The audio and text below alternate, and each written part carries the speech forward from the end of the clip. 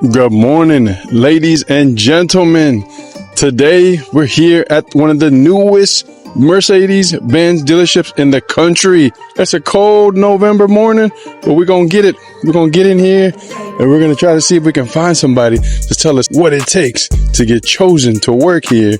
Not only that, but what it takes to be successful. So without further ado, let's get it.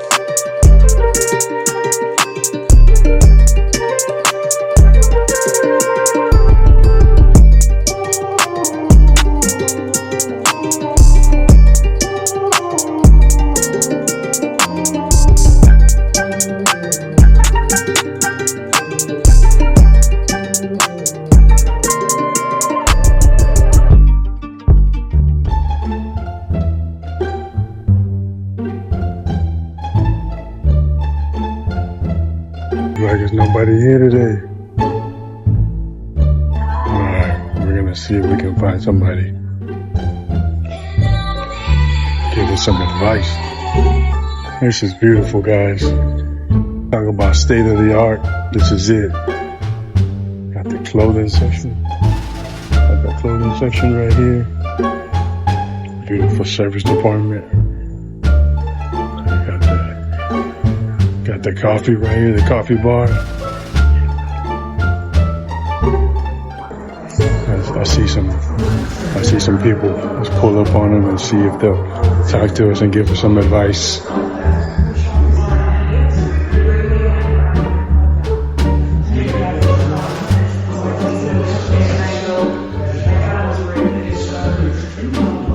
I see some people. Excuse me, sir. Excuse me, sir. Would you answer some questions from my YouTube channel? No, I gotta get back to work. Oh, man. I built up 300 subscribers, man. We're just trying to show people the opportunities out there, you know. Wait, are you the YouTube guy? Yeah. Oh, what's up, man? Hey, what's going on, man? Ace. How you doing? Nice to meet you. So can you tell us your name and what is it that you do here? Yeah, my name is Jeff Akron. I am a certified brand specialist for Mercedes-Benz of South Austin. Do you mind if we actually switch to a better microphone? Sure thing. Okay, Yeah. cool. All right. What made you get into sales? Always kind of had a knack for sales since I was, younger. My first job was at Starbucks, and I remember I would just challenge myself, try to sell somebody extra thing every day. First sales job was actually door to door. Door to door? Yeah. That's rough, 18 man. years old, door to door, selling electricity. Getting doors slammed in your face and Yeah, stuff. getting threatened. What did they say? Oh man, get off my yard, get off my porch. I'm just trying to help you out with your electricity, ma'am. Yeah. What was your one-liner? Usually when they open the door, you have maybe 3 seconds to gain their attention or they're going to slam that door. So what would you say? I mean, we live in the South, so the best thing to do is to just greet somebody and ask them how their day's going. Right? Okay. That's the easiest way to do it. People in the South love to talk about the weather. Yeah. How's it going? It's a beautiful day out there, huh? Normally they're going to say naturally, man, it is, or it's not if it's not. Something just to bring the guard down, right? Drop the guard. Everybody's like this. Every time you walk up, you just got to let them drop it down. Okay. It is the newest dealership in the country. This is Mercedes' newest design for dealerships. And we got blessed to have the first one in the country. And then being in South Austin, it's a booming economy and booming city. So what did you do to put yourself in this position? My GM over at Audi, that gave him the opportunity to work with him over there. He's now the GM here, and he asked me to follow him, and I did. He was an awesome person, giving me my first opportunity in the car sales business. I proved my point to him over there, and he wants me to follow him here, so that's what we're doing. So you're basically leveraging your relationships. Absolutely, that's the name of the game. How important is it to know the right people and to network? The saying goes, your network is your net worth. The people you know can take you so much further than what you know. If you came to me with a problem, I'm pretty sure I have somebody on my phone that can solve it for you. It's not about just being selfish and looking out for your own. Is how can I bring value to them? Absolutely, it's a community. When everybody is networked and connected with each other, that's where you flourish. And then sometimes too, you can meet some ladies out of it, right? Comes with it naturally, but it definitely helps having a network. You got to dress to impress sometimes. Yeah. How old are you, man? You look young. Yeah, I'm 27 years old. 27 years old. Yes. What's your highest month been working over here? My highest month in the car business has been $20,000 in 1 month. $20,000 a month. Yes. That's crazy. In Austin alone, we have maybe about 10 to 12 luxury dealerships. So Absolutely. how can you set yourself apart? The thing with luxury is, oftentimes these cars, they come with a heavy sticker price, right? Okay. People who walk in here can afford that price. What they're looking for is an experience, right? If you roll out the red carpet and you give them top-notch experience, and I mean, think of the most exclusive brands you can think of, right? Gucci, you think of the Ritz-Carlton, the level of service that they give. If you give that same type of service, people will buy no matter what the price of the car is, and give them a great experience, and that will keep them bringing back and bring their friends back. So pretty much like when they're walking in, you're offering a champagne. Maybe not champagne, because a snack bar, we have a coffee machine, we have cold brew, a nitro cold brew. Every time someone walks in, we'll ask them if this is their first time being here. And if it is, we're giving them a tour from service. We have an amazing service drive. Obviously, a beautiful showroom. We have our Maybach Center upstairs where you have all the Maybachs, and make them feel welcome. They're at home. And then after that, we can worry about whatever they came in for. There's only 3 seconds that pass before they make a decision whether they're going to buy or not. So how do you read that, and what do you do about it? Treat everybody like they're your guest at your own home. And if you do that, immediately people will like you. People buy from people they like. Be a good human being, and people would be able to see that. Working at Starbucks, making $6.25 an hour to now making $20,000 a month. What was the mindset that you had to have in order to grow to this level? It goes back to Starbucks. There was one gentleman. His name was, funny enough, it was Jeff as well.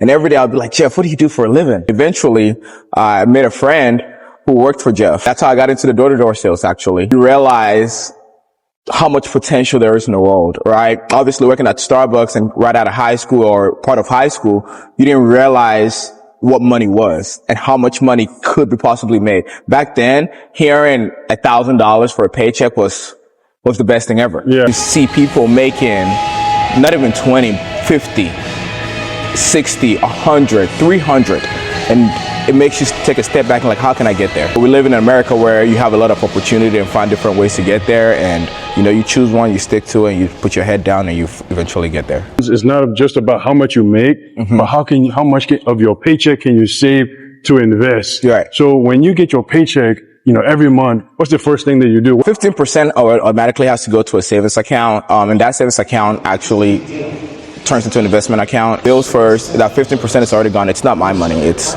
my future money. And then the rest just kind of, sit back and figure out what else can I do with my life. Obviously, nobody wants to work 9 to 5 for the rest of their life. So just try to put yourself in a position that you don't have to do that in about 10 years. Being young, being in your 20s, we're surrounded by social media, gold Rolexes, private jets. Yeah. So how do you avoid that, and where's the balance at in saving and investing and having fun? Ultimately, when you're here at work all the time, you don't have time to spend it. So when I retire, I'll be sure to spend all of it. Fill your time up with being productive, and you won't have any time. The thought won't cross your mind to go and spend it on wasteful things. A lot of people go into sales and they try it for a few months, maybe even a year, and then they quit because it's too tough. What is a common mistake that you see that people make? Just people come into it and expect the glory immediately, right? Just like everything else in life, you have to put in work, you have to put in time.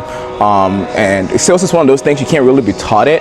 You kind of have to have it in you, but you have to fine-tune your skills every single time, right? You can't, it's not one set thing, right? And it's one of those things that the longer you're in it, the better you get, because obviously one of the things we deal with in sales is objections, right? You have to be in it for a long time to hear every single objections to know how to overcome them. If you haven't heard it before, how do you overcome it? And people give up when they can't overcome an objection, and they're out of it. What is the most common objection that you hear a lot, and how do you overcome that? Let me go talk to my wife about it. Overcoming that is quite simple, right? Most people don't walk into this type of dealership without having a conversation with their spouse. So my question to them when they tell me that is, does your spouse know you're here? Yes. And more than likely, yes, right? Yeah, they do. Your spouse knows you're here. Yeah. So on a scale of 1 to 10, how mad would they be if you came home with this car right now? Actually, she likes this color, so she won't be that mad. Okay, so, what are we talking about? Let's go ahead and get this done. Okay. That's a nice one. How can somebody that's looking to get into this industry go about doing it? I did about walking into this dealership, but I also had a lot of car knowledge because cars are my hobby. I study the market, even on my free time, buying and selling cars. I've been doing that since I was about 16 years old for my very first car, so I walked in with a little bit more knowledge of the business and how it goes. You have no idea of the business, but you have a passion to get work done and fine-tune your skills, apply, walk in, and be persistent. You know, at the end of the day, you're selling yourself to that job. So treat it like a sale, right? Call, come in, follow up, and you know, you get your first opportunity, take it very seriously. You're not gonna make $1 million in your first year. You're not gonna make $100,000 in your first year, but you stick with that, find the next step, and grow your career, you'll be fine. Like you're not even working because you're enjoying what you do. Absolutely, that's the key. If you're not enjoying what you're doing, why are you doing it? Yeah, basically you're just trading your time for money, and you're gonna hate being there. That's almost slavery, isn't it? This is this person's first Mercedes-Benz. You know, that carries a lot of weight. They saved up their whole entire lives to be here and to sit here, you know, and to do what they're doing right now. And if you put yourself and show the enthusiasm like that, that's all it's about, you know, and that's what drives me every day, and that's what pushes me for the next sale. Man, I can see why so many people are buying cars from you. You really tune yourself into the emotional aspect behind it. Absolutely. And you're giving them the experience that they deserve. Yeah. Because like you said, they work so hard for it. So Jeff, if somebody is looking to make a bunch of money and they're motivated, but they just don't want to get into sales, man, what other industry do you think people should be looking at? You know, if you have a skill, right? Download Fiverr. It's a subcontractor pretty much platform where, say you're good at painting, right? You put your painting skills on there, you put what you charge. Somebody who's looking for an artist to paint a, you know, whatever canvas for them would go and then hire you. If you're good at building websites, right? Okay. Same thing, you put your skill on there. Hey, I'm good at building websites. You know, people will hire you to do those things specifically. The easiest way to make money is to provide in value and a service to somebody else. And that's just plain and simple. So find an industry where there is something missing and figure out how to solve it. Were you born into money? I was not born into money. My parents, you know, both had jobs, you know. My dad worked in the oil industry for a little while, and then my mom has been in the medical field. I definitely wasn't born into money, but I'm definitely grateful for what we did have growing up. How did your parents instill this hungerness into you to be successful? My family is originally from Ghana in West Africa. Okay. And, you know, growing up, I used to hear stories about my dad. Oh, you're Godfather's son. That entrepreneurship has always kind of been there, so that creates the hunger. After doing, you know, their electricity sales for a while, I went into entrepreneurship, you know. What did you do? I owned my own car wash. Sales at a dealership is pretty much entrepreneurship. Somebody else just buys the car, so you just have to sell it, but it's the same way. You're working for yourselves at the end of the day. So at 21 years old, you take the big risk in investing in your own car wash. You know, many people don't start their own business because they don't want to waste time. They don't want to waste money. How did you get over that fear? The hard way. You know, there were times where honestly it was either put money into the business or eat my next meal. You know, just finding different ways to make it happen, and just remembering that whatever you're putting in today is going to pay off later on. When somebody walks in here, they see the big smile, they see the nice suit, the nice shoes, what they don't see is the struggle, man, that you had to go through. What is the biggest adversity that you faced that you had to overcome? The biggest adversity is always here.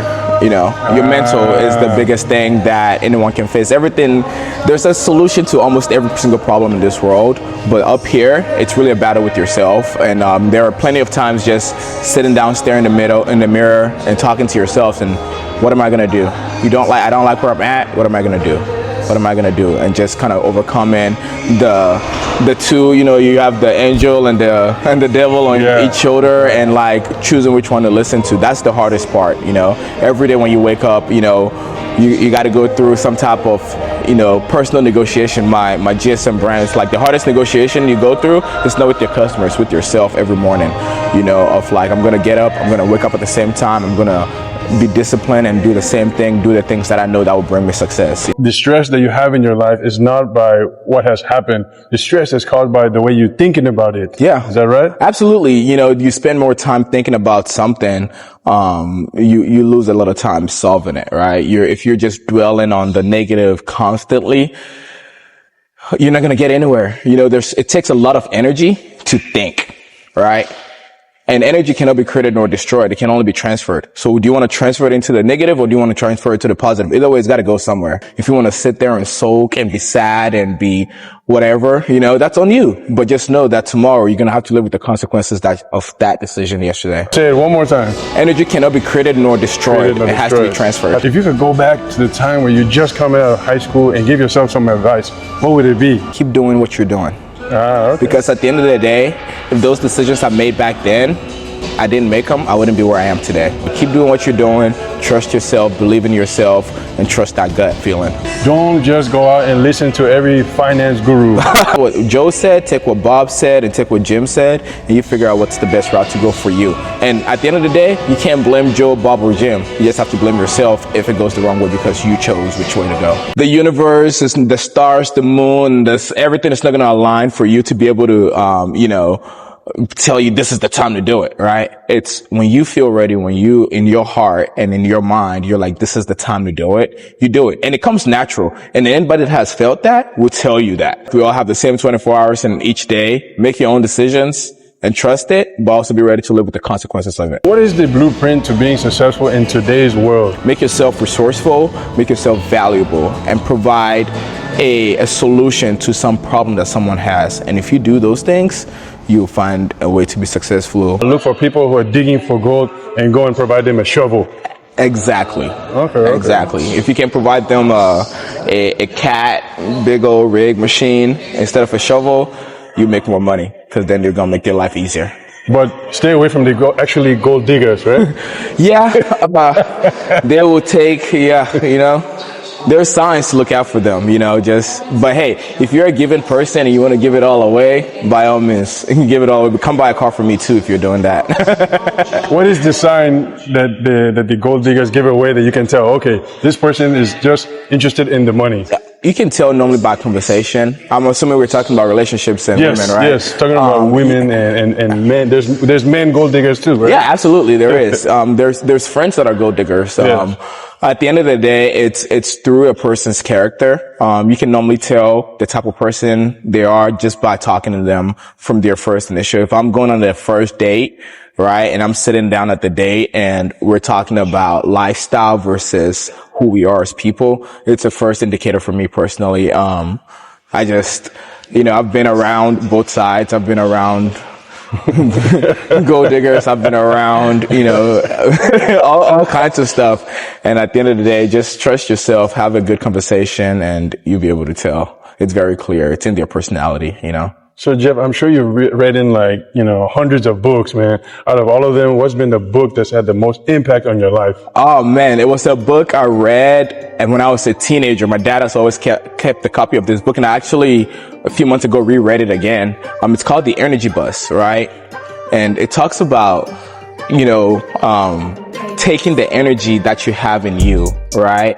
And where you disperse it, right? Where you put it into, right? And the book follows a guy who works like an 8-to-5 job, and he's just mad at his life. He's mad at his wife. And one day he wakes up with a flat tire, right? And he's running late to a meeting, and he asks his wife to take him to work. His wife says she can't. She has to take the kids to school. So he's mad, right? And he has to take the public bus. He gets on the bus and everybody's just all happy and cheering and giddy, and he's like mad. And the bus driver gets in a conversation with him to talk to him about, why are you so mad? And eventually they help him, all the members of the bus, they call it the energy bus because they all help each other mentally. Everybody's on their way to work to their 8-to-5 job, and just helps put everybody in the right mindset. And one of the things, that I took from that book at a very early age was, it talked about how do you fuel your bus, right? Your life is your bus, right? And your energy, you're the bus driver, right? What do you use to fuel your bus? And it talks about using positive energy to fuel your bus. And, who are you letting onto your bus, and who are you taking off? Okay. And, that book has always if you haven't read it yet, it's a very short book. It's not a hard book to read, very easy book to read, but The Energy Bus. It's by John Gordon. Okay. I think we can apply that into our daily lives, because every day There's people in your life who actually take the time to complain. And there's other people who are just grateful to be alive. Absolutely. To have the opportunity to do what they do. Yep. So it's just about choosing the right people to fill your time with. It's been a pleasure to talk with Absolutely. you today. When my viewers are ready to ask you some questions or even buy the next car, Absolutely. how can they reach you? You can find me on Instagram, @themostunique_Jeff. I know it's a long name, but once you start typing it, I'm the only one that has that name. It's because it's unique. Any last words of advice for my viewers? KISS. Keep it stupid simple and just live your life that way, and you'll be more than fine. Bro, man, appreciate it. Absolutely. Thank you, man. I hope you guys enjoyed that awesome interview with Jeff, the #1 seller here at Mercedes. We'll see you on the next one.